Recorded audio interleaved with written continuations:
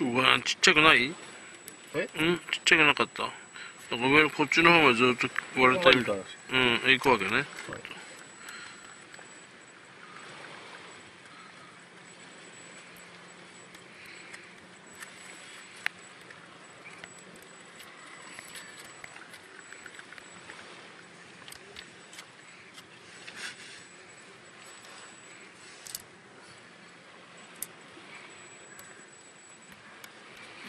作業的には天井を向いたが同じだから、天井を横からやってるような感じだから結構しんどいでしょ。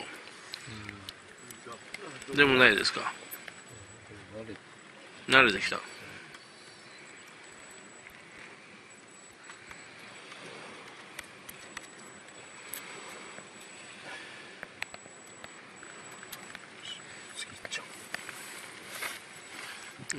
おお、ごめん。